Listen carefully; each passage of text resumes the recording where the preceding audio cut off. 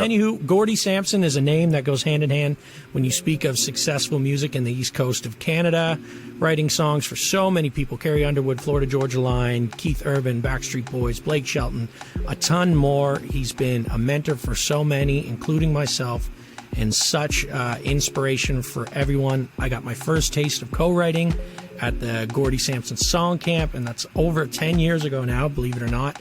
And I've looked up to him ever since. I'm so glad you're chatting with me today, Gordie. Thanks for being here, man. Oh, man, my pleasure.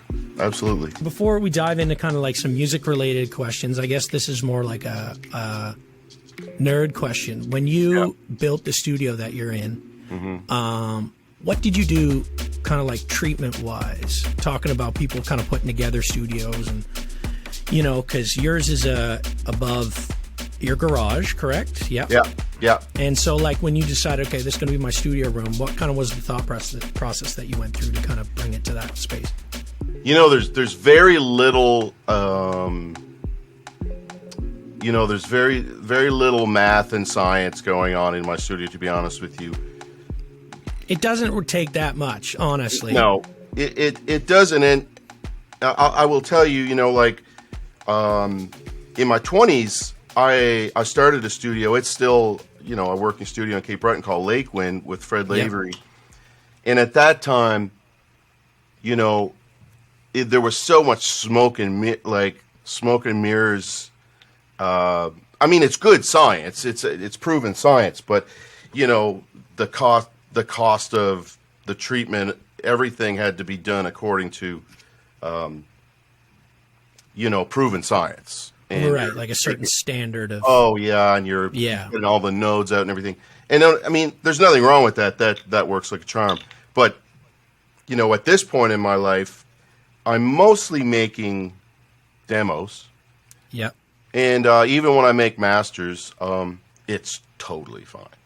Yeah, 100%. I mean, we just live in a world now where, you know, pop stars do their vocals in their closets. And And I really like that. Like we know each other long enough to know, you and I can sit around and talk about microphones and preamps and compressors and stuff all day and nerd out. But at the end of the day, we also live in a world where if you want to plug an SM7 straight into a preamp, can that be a master vocal? Yes, all day long.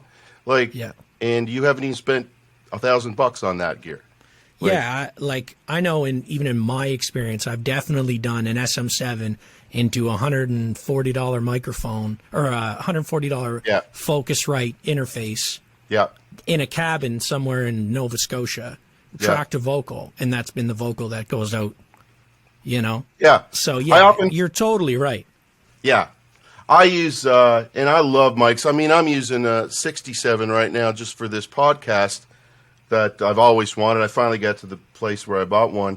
Yeah. But I can't, I mean, in the last month or two, I've turned down that mic for the SM7 almost 100% of the time.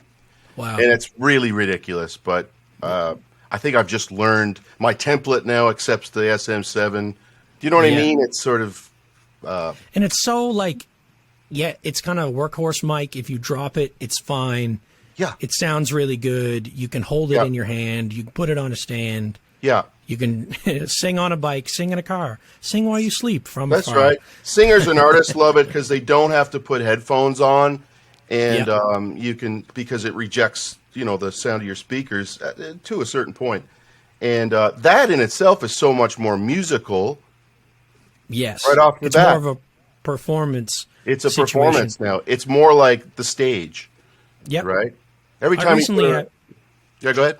Sorry, I didn't mean to interrupt you there, but I recently, just talking about mics, a little bit of nerd talk, I got into the Slate mic game of like it does the modeling, and it has some of the models of like the Blackbird studio mics. So I bought that pack, and man, I've been really loving it. Whether or not it's as close to the real deal, but being able to just throw a microphone up and then afterwards click through like the different emulations of the different microphones, and it's like, oh wow, that actually sounds a lot better on that person than this one. Yeah, exactly. That it's been such a cool tool, and like the technology is kind of coming so far that you can have people who make #1 songs that are literally sitting in their bedroom with less than $1,000 worth of gear, and it sounds great.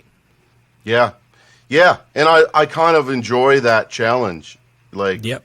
I enjoy the, It's not the yeah, it's, I've kind of come full circle at this point in my life. Coming out of it used to be, it's like, no, we have to have this mic and we have to have this preamp. There's no way you can make hit records without it. And in a way, maybe that was kind of the truth then, in a way. But all these, I think there's this confluence of things that happened. The price of gear being the biggest one, and the advancement in the technologies, and everybody realize it's so much more about performance than how many tubes you're hitting or whatever. Yeah. It's like, 100%. No, it's very true. It's very true. And I think the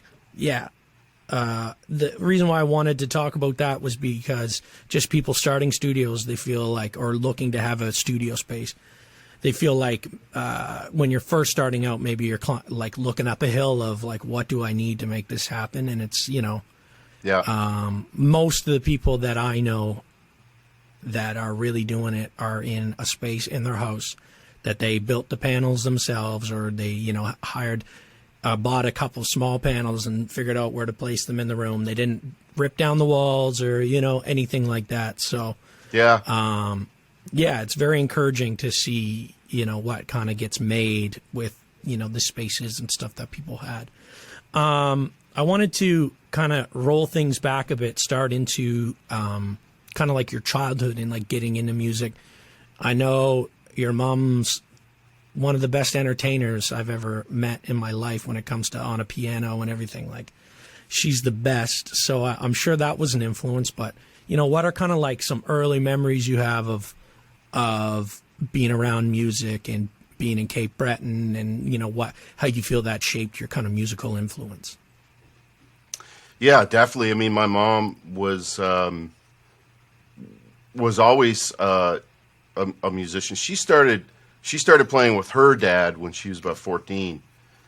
He was a fiddler, so cool. She kind of, I think, she grew up fast. Like, she was, when she, as a 14-year-old, she was playing gigs all the time. Right. And so she, her musical development was very robust, very early, and that seemed to trickle down to me. Mine was too. Like, I had a very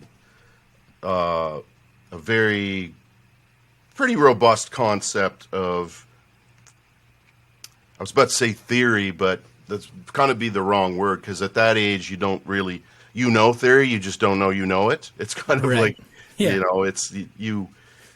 Yeah. So so I was lucky there to get that from her, and because she did that, there was lots of music in the house, and there was a piano there, and I was able to develop a really great sense of melody and things like that from that. And I started playing guitar kind of later. I played piano till I was maybe 12 or 13. Then once I realized that I could get more girls by playing guitar, I switched to guitar. Yeah, that's the move, man. Yeah. At that point, like, was it always something for you where you're like, I really want to do this as a career? Was it kind of just like you were taking it day by day and enjoying it? Yeah, no, I was taking it day by day and enjoying it. If what you're asking is, was my long game like eye on the prize, like I'm gonna be that? No, it wasn't. Yeah. Wow. It wasn't. And I don't necessarily know why. I mean, I felt I was confident enough. I wasn't super confident, but confident enough in my own abilities there. But it's still, I think the idea of doing it on a handsome level was still kind of out of reach then.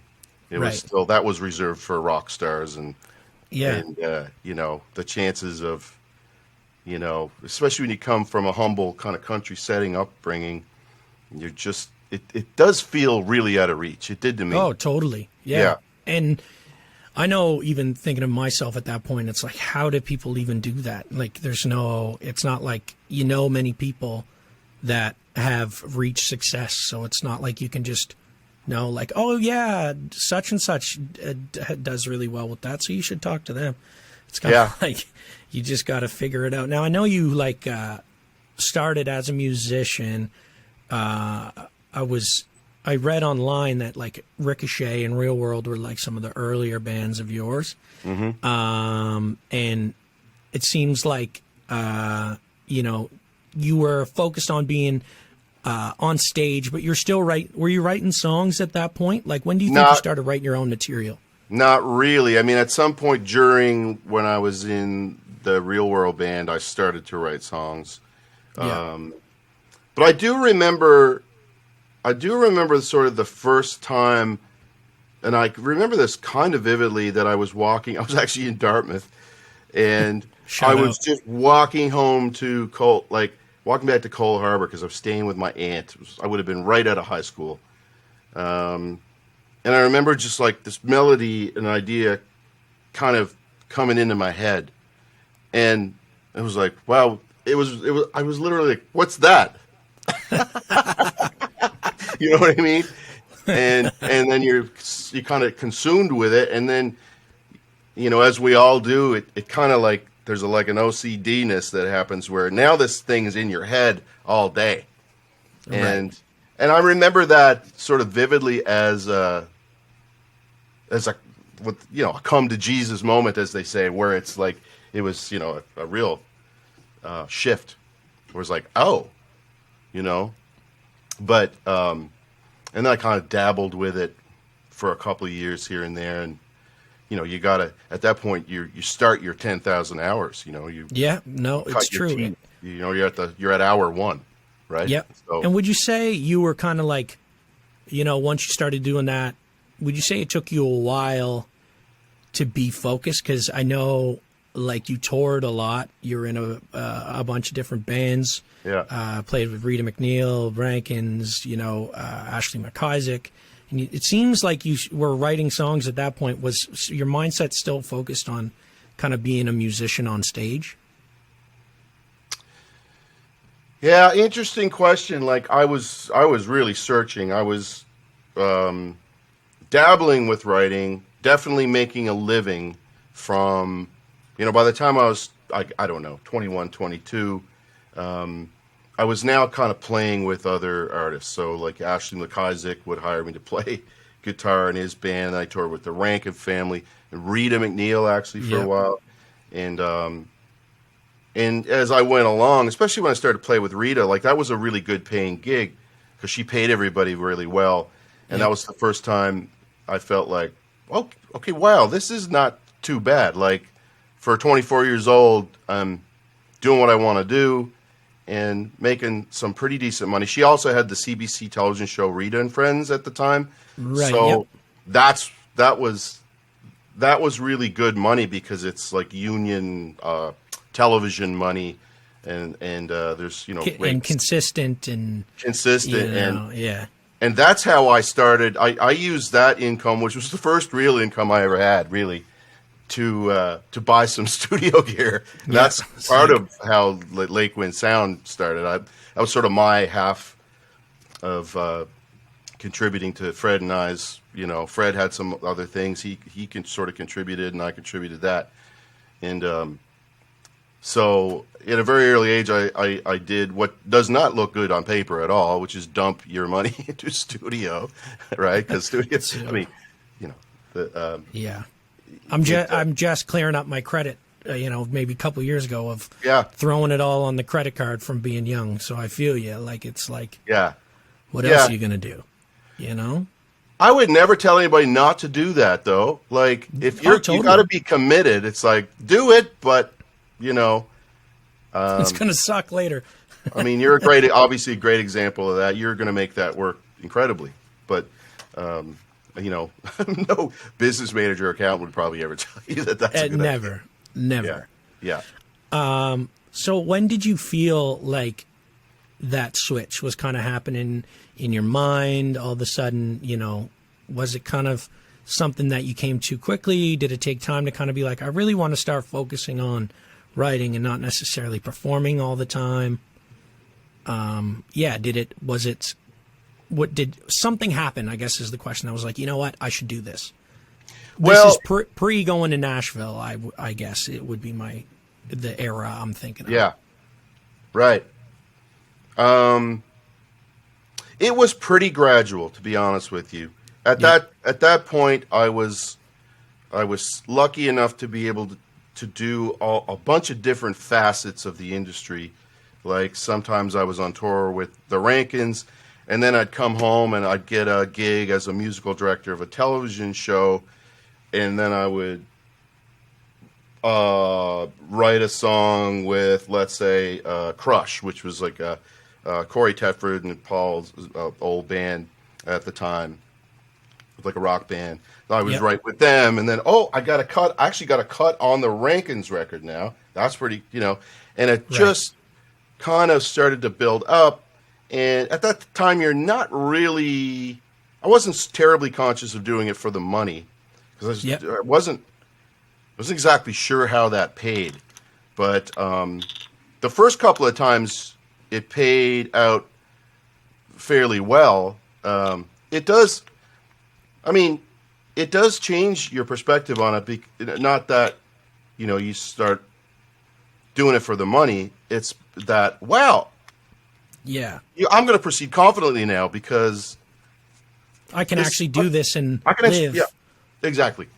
Yeah. You start to accept it as and like, when you're young and a lot of your friends went off to college and stuff, there's still a lot of people around you going, almost like eye rolling at you or laughing at you going, wow, so you're like still doing that? Like, is that, what do you actually, what's your real job going to be, or whatever? Yeah. You start to, for the first time, go, this is my real job. Yeah.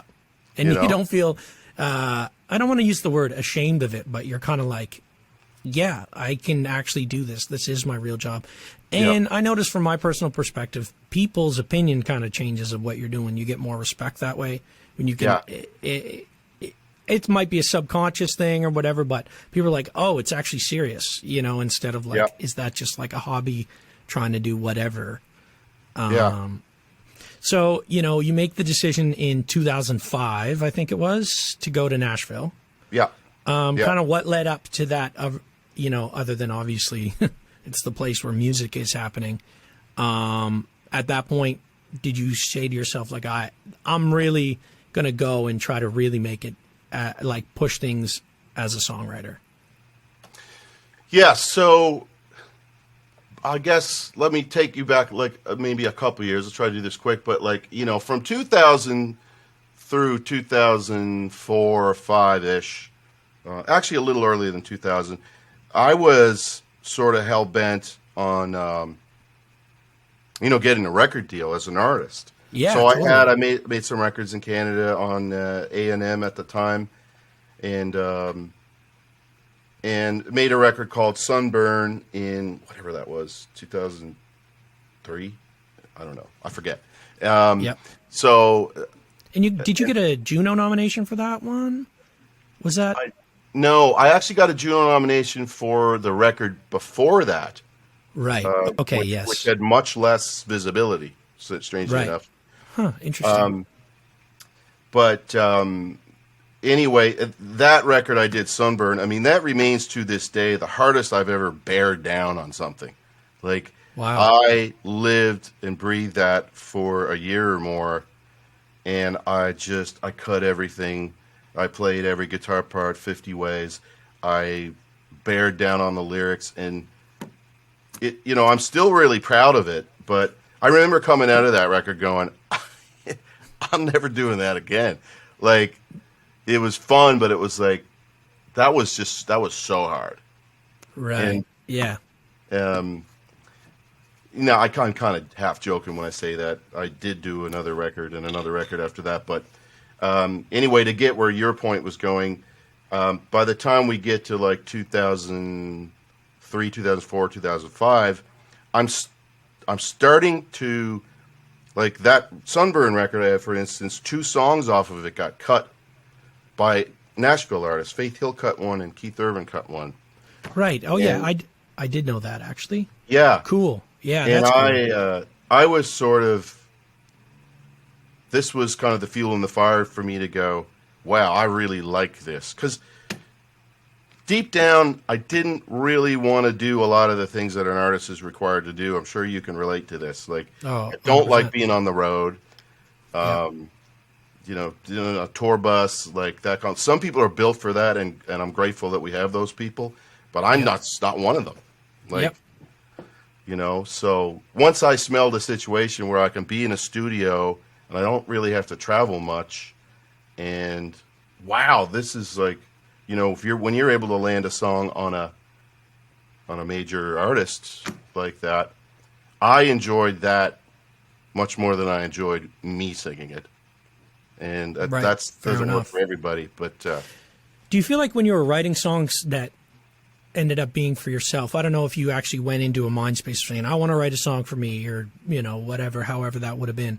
When you had songs and working on an album that was your own album, did you find that when you knew you were working on a song for somebody else that you felt a bit more, I want to say, like, carefree about it? Where that's a great question. Yeah, absolutely. Yeah, because it's like you're able to exactly be more carefree with it, because you don't have to wear it, right? Right.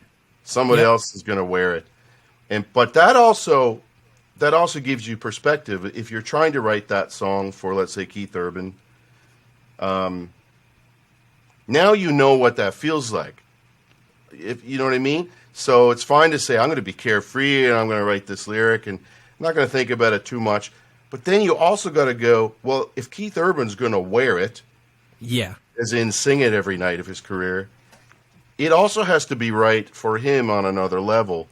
And so because you've done some of that artist thing, you have a little perspective into that. Right. Where it's like, okay, I'm going to picture myself on stage in front of his fans. Oh, actually, no, I would never sing. That second line is not going to work.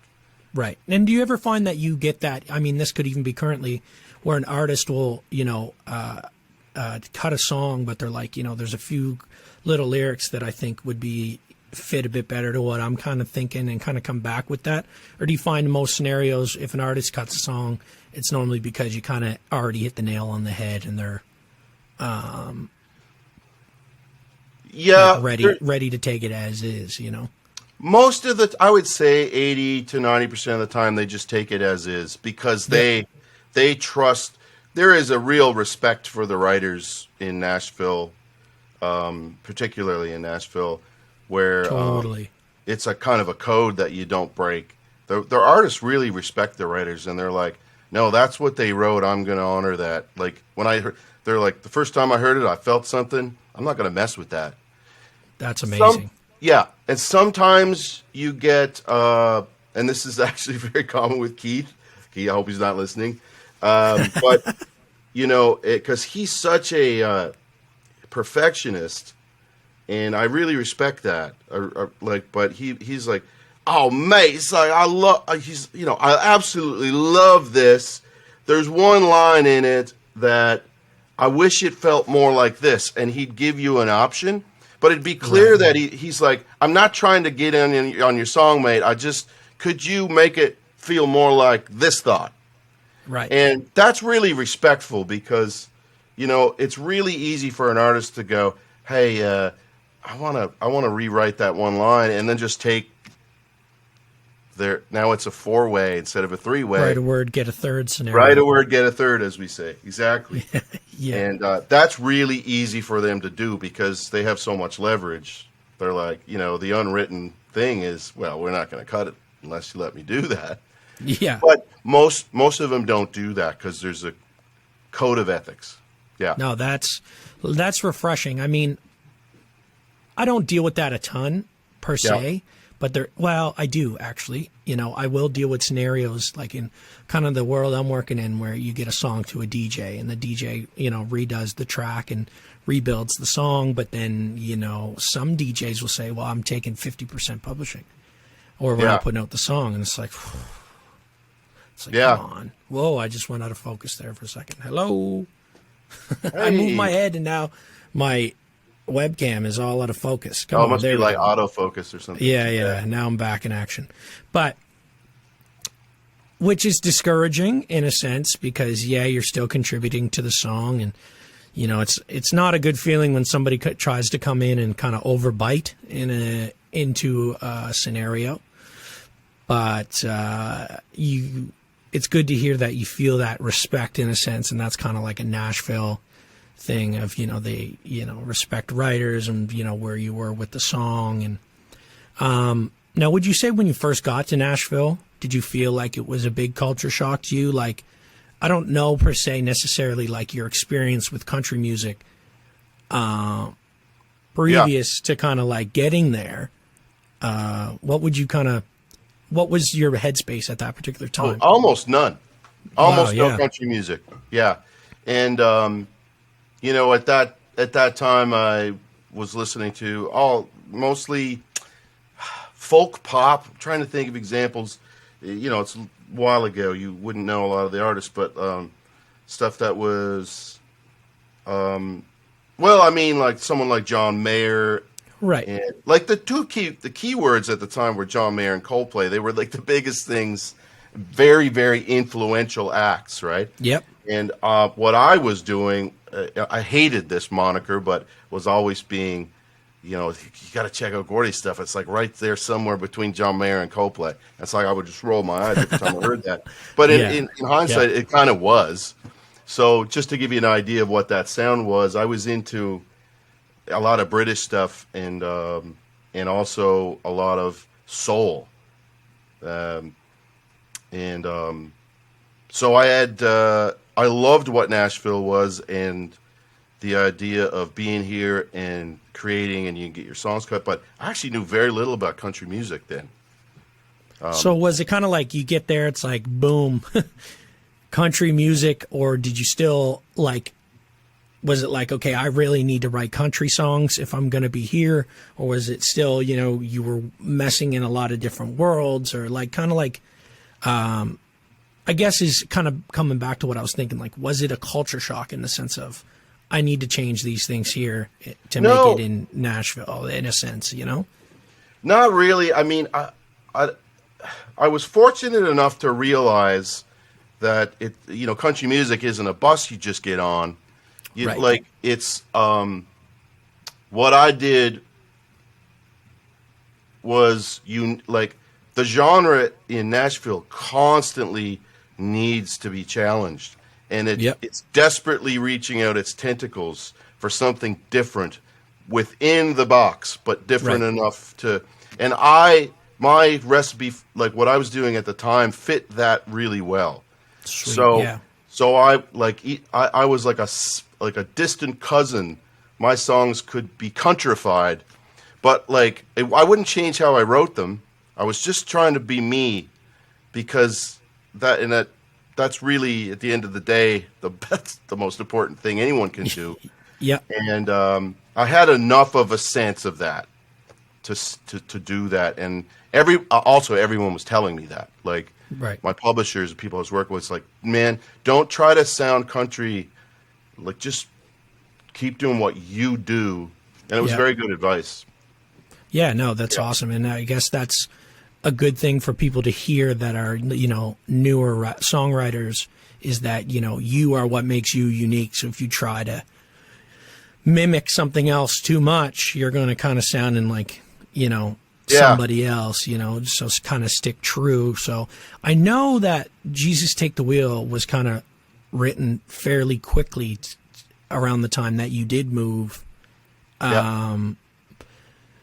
I mean, that's that's a nice little welcome to Nashville present.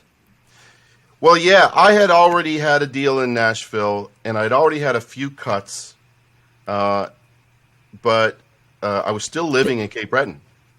No way. So and flying back and forth. Okay, so you kind of made a transitional. There was like a transitional phase where you were coming down, and that's cool. Okay, that makes sense. That totally makes sense. It's not just like a uproot. Here we go. It was kind of like traveling. As the result of that song, that's what it became. That song was such a game changer, and the fact that you had a number one under your belt, and it was a really big number one, it changed things so drastically. Like now my publisher could sort of drop my name. I could get into rooms I previously never was able to get into, et cetera, et cetera, et cetera. So Totally. because of that, we had a conversation, and my publisher was like, you should move. And I was like, you know, it's kind of like, I should move. It's like, these are not the droids you're looking for. So like, I did, and we rewrote the deal, restructured the deal. It was a little bit more in my favor because I had that huge bit of success with that song. Right. And then that things got really, really nice after that. Did you find your songwriting approach changed after that moment? Maybe that's not the right question. Kind of like, I want to say, like, you talk about confidence. Do you feel like that added extra confidence when you were in the room with, you know, let's say all of a sudden you're going in the room that you said, you know, you couldn't get in before? Yeah. Coming off having that song, did you feel like, you know what, I feel confident in here? And you know, did that headspace change for you? At the time? Yeah, I would say it did. I mean, not too much. Obviously, that's confidence is, you know, something that it's like salt. You know, you have to have just the right amount. Yeah, totally. Yeah. You know, but yes, in the sense that, you know, well, yeah, I got an idea about the second verse. The people around you suddenly were listening more, leaning in and listening more intent to you, because you're now that guy that, okay, well, you know, this you know, you're kind of vetted, right, at that point. A little bit. Yep, totally. And I think every awesome. songwriter will have a you know, a story similar to that, where, you know, even crossing the border after that, it became more difficult. Less difficult. The border guards would be like, where are you going? I was like, I'm going to Nashville to write songs, you know. And because you'd get the border guards would throw you in secondary. Every time I crossed the border, it was like, it's so much anxiety, because it's like, I'm going to miss my flights, and they're going to strip search me, and they're going to find a joint in my trousers from 6 months ago, or whatever. And but after that song, it was like, where are you going? It's like, oh, Nashville, I'm a songwriter. It's like, oh yeah, what kind of songs you write? It's like, well, I wrote that Jesus Take the Wheel song. It's like, oh yeah, it's my mother's favorite song. You know, it's like, it was just like, oh, okay, this is fantastic. You know, yeah, that's sweet. Oh goodness. Okay, so I mean, you know, these are great, man. It's like sweet to hear everybody's individual process and their journey. And I mean, there's so much we could go into. I want to dive into a bit about the Gordie Song Camp, like your song camp, and like started in 2010. When did that idea come into fruition of like, maybe we should put together this camp? Yeah, I mean, it kind of was the result of a conversation Sherry and I had on a flight. We were both on the same flight, and you know, I don't remember it exactly. You know, it was just something that kind of happened in conversation. Like, this would be a cool idea. Yep. And we kind of tossed it around and did that very first year in Ingonish, and that was, honestly, I mean, I think Sherry would tell you the same. There was a lot of blind faith that first year, that first couple of years. I mean, we didn't know exactly what we were doing. Right. And it just kind of grew. We learned as we went. Yeah, like, amazing. I know for myself and like so many people, like that was literally the first introduction I had for co-writing, meeting people who were songwriters. You know, I had just kind of been previously making tracks in my bedroom and kind of sending tracks to people, and then them kind of like, you know, I guess that is a sense of co-writing, you know, writing music to it, send it back, but actually, you know, setting up a couple people in a room, you go in and you write, and, you know, the song camp, you know, you're there for a couple days, you write one in the morning, you have lunch, you write one in the afternoon, you show your peers what you did, and everybody's like, yeah, that's sick, you know, at night, and, you know, and then you're just kind of in that headspace. And I know so many people would say the same thing. It kind of became like a staple as far as like from around here of how so many songwriters were given an opportunity to learn. And I mean, it was like amazing. And like for people that don't know, like it was held at the Celtic Lodge in Ingonish, which is like one of the most beautiful places you could be. It's in the summertime. The view is amazing. You're writing songs. And then as it grew, it started to, you started bringing in more like guest writers. You had some people from Nashville, from LA, and it really like turned into this whole thing. Like, I guess kind of like it just, you said it came up in conversation, but could you see that vision for it, or was every year kind of like, whoa, we can keep pushing what we're doing? I think we were kicking the can down the road most of the time, Corey, to be honest with you. I'd be lying if I said that was the vision from the start. We kind of learned that as we went along, but by the time it started to get more serious. I mean, the first couple of years of it were like, we'll just like put some people in a room and see what we get, and every song's awesome, and we're just stay up all night, drink a beer, and all that stuff.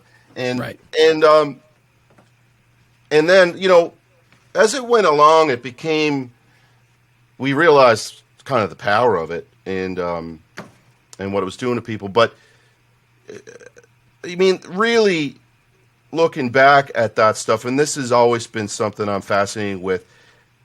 There was a particular age of writers, for the most part, that we tried to concentrate on, and it was 18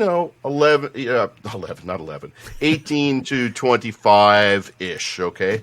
And right. If you were older than that or younger than that, yes, okay. But generally speaking, and one of the reasons for that is at that age, the conundrum is that like getting back to the whole sounding like yourself, being yourself. I know it's cheesy, but I can't say enough about that. At that age, especially the young side of that age group, it might be the least confident age of your life. Yeah. Right? So that's super fair to say. It's also you're also in your prime, and you may not even realize it. And a lot of people get to the point in their late 20s and maybe they hit 30, and it's like, it's sad. It's like, I'm sorry. That's like, you know what I mean? Because the business, as tough as it is, it eats up, it wants the youngest people they can get so they can have the longest record deal and yada, yada, yada. Yep. So when you're 18, 19 years old, you have, in some sense, a lot of times the least amount of confidence, and you're the less likely to be yourself. You really need to be coached, like, or reminded, because that's the time you need to do that the most. Yep. Is then. And I admit to I'd kind of had fairly low confidence at that age. So I presume everybody does too. And I may be wrong about that. No, I think that's very accurate for a lot of people. So for me, it really came down to like, not semantics, not going to tell you how to write or what to do or whether you should put a bridge in that song or whether you should put an 808 in that song or any of that shit. It's just confidence, right? That was the thing. And everything else would grow from there. Yep. And co-writing is kind of scary. I mean, and so if you could do a couple of those camps and get past that point, I think it's a remarkable leap forward for you, And I think a big thing it did, just from my own experiences, was when other camps came up. Because a lot of camps, they're like, okay, what have you kind of done? You got to give them a little bit of info on yourself or whatever. You can say, oh, well, I've attended this camp, so I have some camp experience. And, coming to another camp, you're going to know what you're coming into. Yeah, no, man. Such a huge thing, man. I know in my life and everything like that. And it's so good, man. So good. And, I hope, that more things obviously the past couple of years have been tough, but more things like this, like the Gordie Sampson camp, become available for young people who want to be songwriters and producers. And, I've always hoped for that to happen, where it just sort of scatters out now, and now there's not just one camp in the summer. Right. Like, have you done Corey's camp yet? Have you done blah blah blah? You know, that's the idea. Now it has to branch out, and you can already see where that's happening a little bit. Yeah. No, that's good. And I guess I just want to finish it off with this. Like, we've probably touched on a lot of these things. Well, what is the biggest advice you'd give to somebody who is kind of, getting into a songwriting career and, they're in that stage necessarily where they don't feel the most confident that we were talking about, and like, they really want this? And what would you say to them, as far as like the motivation? Yeah. Well, I mean, there's some things you can do that it's tough to know where to start that discipline, and I admittedly not great at it most of the time myself. But the writing from the title thing, I know we've heard that a lot at Song Camp. Yeah. It's not the only way to write a song, but I would encourage a lot of people to keep a list of titles. It just organizes your thought process. If I am looking at your background right now and I was like, light bulb, I can write it. That sounds like a weird little pop song. Right. Yeah. Like Scotty Hellman might cut that. Right. Like, yeah. I'm totally just hope Scotty's not listening either.